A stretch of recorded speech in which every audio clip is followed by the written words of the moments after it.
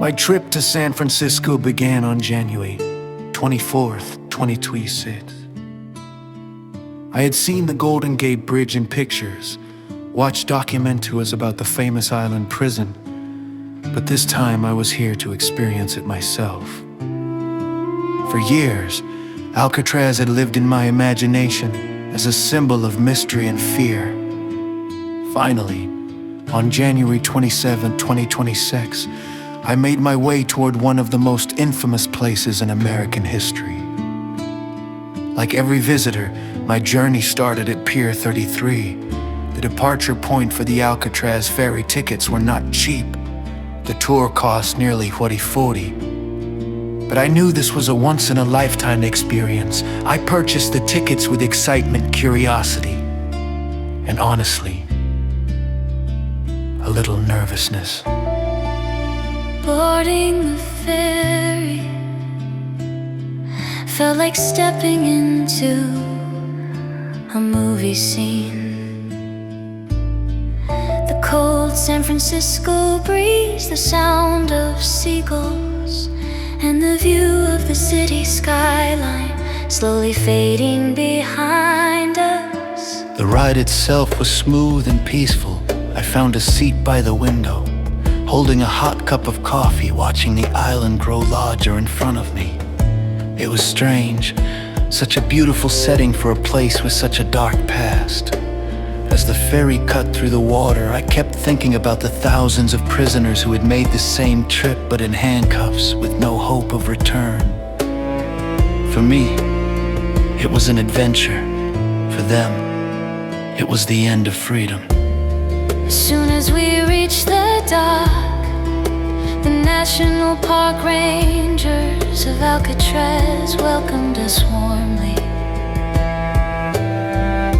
They gathered the visitors and gave us an introductory briefing about the island.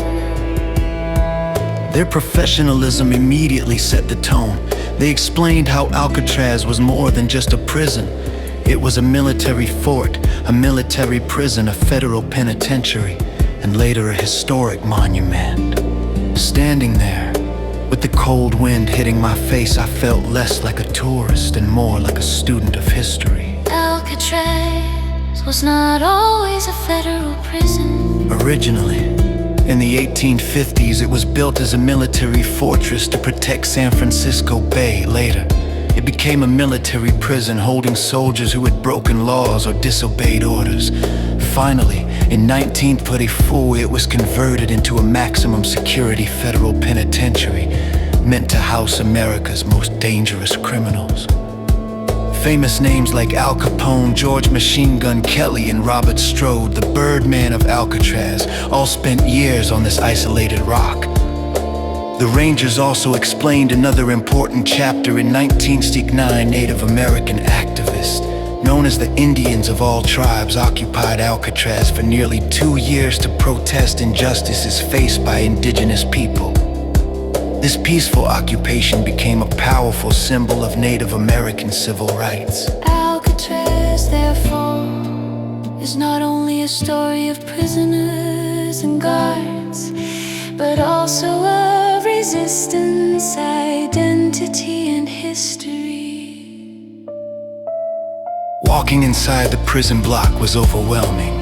Cold concrete walls, tiny iron cells, long echoing corridors. This place was designed to break the human spirit. We were told about the harsh discipline, the strict silence rules, and the brutal psychological pressure placed on inmates. Punishments were severe. The most terrifying part for me was seeing the underground solitary confinement cells, known as the Hole. Damp. Isolated. Prisoners were kept there for days, sometimes weeks, with almost no light and no human contact. Hearing these stories sent chills through my body. I remember thinking to myself, how can one human be so brutal to another? Standing there, I felt genuinely traumatized, imagining the mental suffering that happened within those walls. One of the most fascinating stories of Alcatraz is the famous escape attempt of 1962. Three prisoners, Frank Morris and the Anglin brothers, planned one of the most daring prison breaks in history. Using handmade tools, fake dummy heads, and incredible patience, they slipped out of their cells, climbed through vents, and disappeared into the cold waters of San Francisco Bay on a makeshift raft. To this day, no one knows for sure what happened to them. Did they drown? Did they survive and escape to freedom? The mystery remains unsolved, making it one of the most unusual and legendary prison escapes ever recorded. As I walked through the dining hall, the library, and the exercise yard, I felt a mix of emotions. Fascination with history, sadness for the suffering, and deep reflection about human nature. Alcatraz is a beautiful island with one of the best views of San Francisco. Yet behind that beauty lie stories of loneliness, punishment, and broken lives. The trip affected me more than I expected. It made me appreciate freedom in a way I never had before. When the ferry carried us back to San Francisco, the island slowly faded behind me once again. But the experience,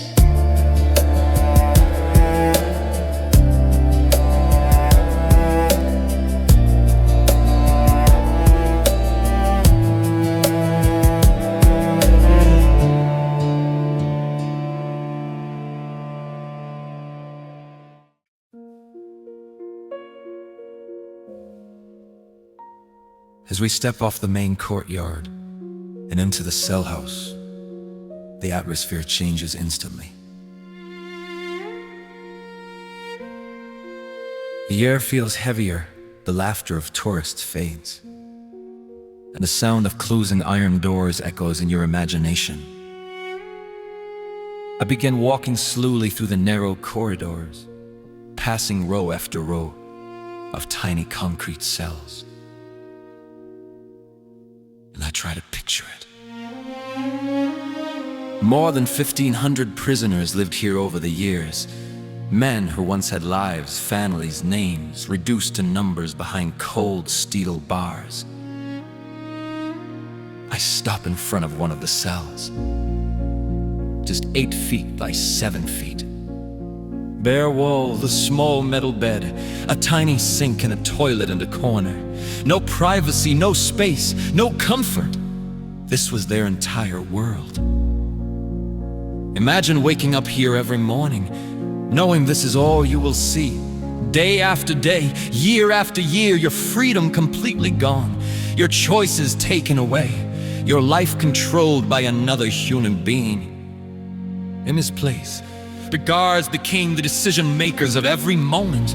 When you eat, when you sleep, when you talk, when you breathe fresh air. For many prisoners, it must have felt like the guards were playing the role of God. Standing here, I feel a strange mix of emotions, curiosity, sadness, and a quiet sense of trauma left behind in these walls. Alcatraz was not just a prison, it was a cycle for thought hits veiled. As I walk deeper into the block, I think about some of the most infamous inmates who lived here, the stories of brutality, desperation, and survival. One story that stays in my mind is of the Hutterite brothers. Their faith was so strong, so deeply rooted, that even the harshest punishments of Alcatraz could not break them. They endured isolation, pressure, and cruelty, yet held firmly to what they believed. Their story becomes a powerful lesson that when faith is real and unshakable, no outside force can truly imprison the human spirit. After spending time among these dark, cold cells, I finally walk out toward the open yard, and suddenly, everything changes. The harshness of the prison fades behind me, and the incredible beauty of the island reveals itself. Fresh ocean air fills my lungs, seagulls circle above. The sound of waves hitting the rocks replaces the echo of iron bars. From here, the view is breathtaking. The Golden Gate Bridge in the distance, the skyline of San Francisco glowing across the water, an endless blue stretching in every direction. It's hard to believe that such natural beauty surrounds a place that held so much pain. As the sun slowly begins to set, the entire island turns golden. Warm light spreads across the buildings and the sea. In this moment, Alcatraz feels peaceful, almost gentle. And then a powerful thought hits me. For the 1,500 prisoners who lived here, this beauty existed every single day, yet they could never truly enjoy it. They could smell the ocean, hear the waves, feel the breeze, but they could never walk away from this island. While the rest of the world moved on just a mile away, they remained trapped in their small concrete boxes, watching ships come and go, dreaming of a freedom they might never taste again. As darkness slowly covers the island, it is time for me to leave. The ferry horn sounds in the distance, lights begin to sparkle across San Francisco Bay. I take one last look back at Alcatraz. A place of punishment, a place of history, a place of human stories, both tragic and unforgettable. Tonight, I am free to step onto the boat to return to my life. But the memories of this island will stay with me. In a strange way, after walking its halls, touching its walls, and feeling its silence, I realize that I too have now become a small part of Alcatraz history. The ferry pulls away into the night, and the island slowly disappears into the darkness. But its story remains, and so does mine.